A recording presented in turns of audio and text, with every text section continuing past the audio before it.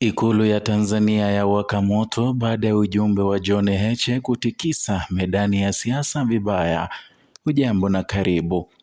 Makamu mwenyekiti wa Chama cha Demokrasia na Maendeleo Chadema wa jina John Heche amelaani vikali kukamatwa kwa mhadhiri wa chuo kikuu cha Dodoma ama ukipenda UDOM, akisema kitendo hicho ni dalili ya udhibiti mkali wa serikali na uvunjaji mkubwa wa uhuru wa maoni na taaluma nchini.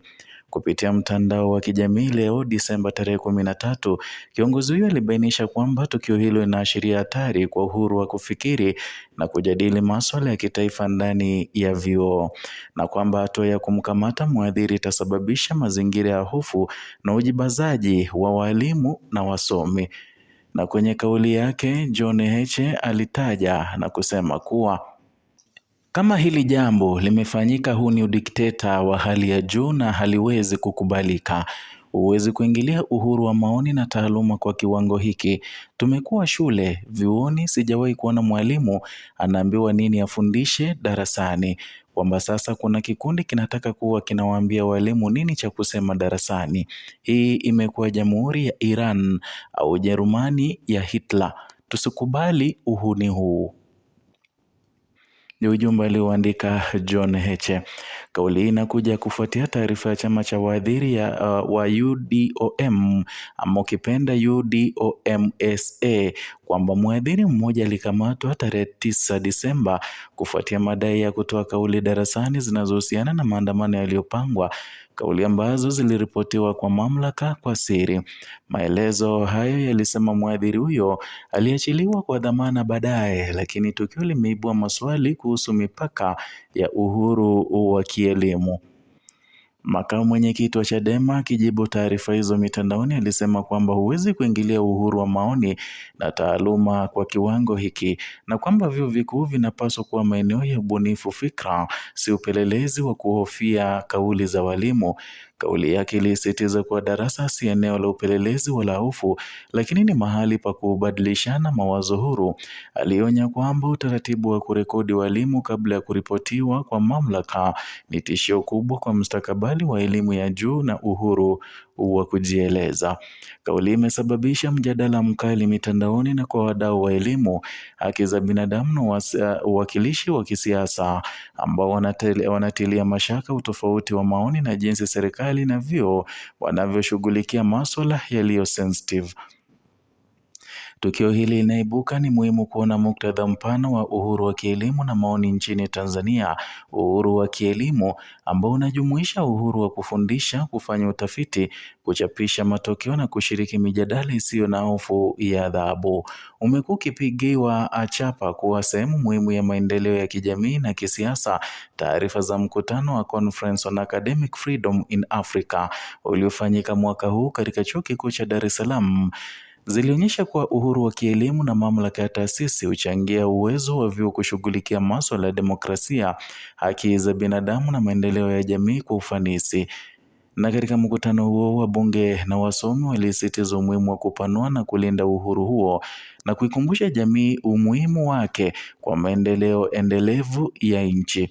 Utafiti wa kitaaluma pia umeonyesha kuwa upande wa haki za kielimu kuna mvutano mwingi kati ya serikali na vyuo juu ya manufaa ya uhuru wa kielimu na uwekezaji wake kwa maendeleo wa kitaifa. Profesa wengi barani Afrika wanasema kuwa uhuru wa kielimu ni muhimu kwa utafiti wenye ubora, ubunifu na uwezo wa kukosoa sera bila hasira. Hata hivyo, wanaonyesha kuwa unyanyapaa na chuki kwa wasomi wanaonekana kuwa na msimamo wa kisiasa unaweza kutishia uhuru huo, hasa pale serikali au taasisi za umma zinapojihusisha moja kwa moja na matumizi ya mamlaka yao juu ya vyuo. Sheria na sera zinazohusu uhuru wa kielimu nchini Tanzania zimejikita kwenye kumbukumbu ya marekebisho ya sheria ya vyuo vikuu na mikataba ya kitaifa kuhusu elimu ya juu ambayo inakusudia kulinda misingi ya uhuru wa kufikiri. Hata hivyo, uhalisia wa utekelezaji wa sera hizi umekuwa ukipingwa na changamoto za kimfumo, ikiwemo uingiliaji wa kisiasa, ukosefu wa utaratibu na kushughulikia malalamiko ya wasomi na ukosefu wa mazingira thabiti ya kulinda walimu na wanafunzi.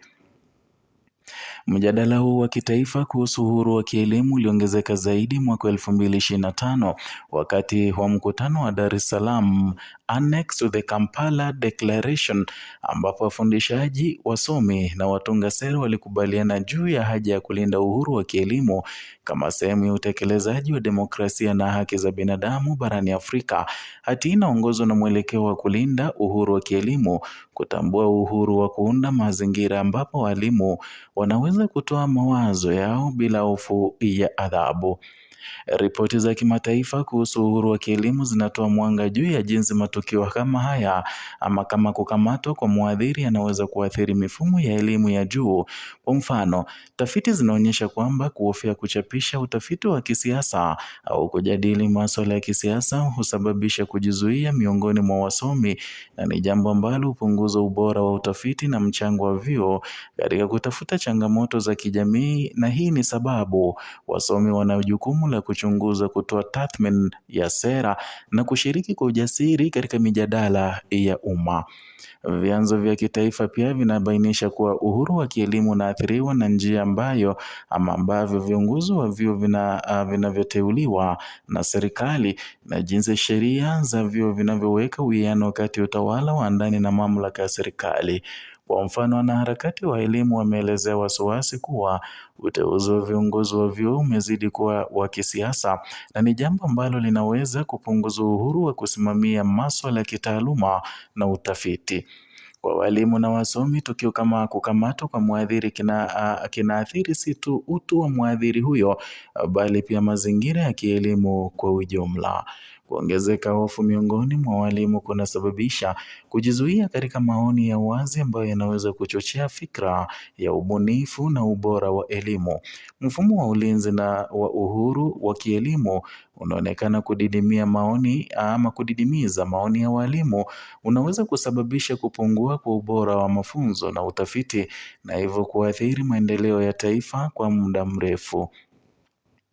Kwa wanafunzi, uchochezi wa mawazo na uhuru wa kujadili ni sehemu muhimu ya taaluma na ukuaji wa kijamii, na hiyo inamaanisha kwamba mzozo huu si tu suala la kukosekana kwa ujasiri wala wa mwalimu mmoja, bali ni suala kubwa linalohusiana na mustakabali wa taasisi ya elimu ya nchi nzima.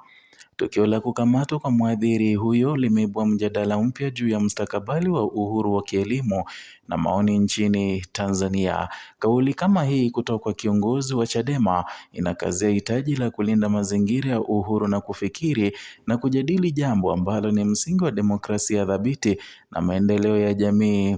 Mjadala huu unapaswa kuendelea kwa uwazi na ushirikiano wa serikali, taasisi za elimu, wasomi na wanaharakati wa haki za binadamu, ili kuhakikisha misingi ya uhuru wa kielimu inahifadhiwa na kuwekewa kama sehemu ya jukumu la taifa kuelekea ustawi na maendeleo endelevu.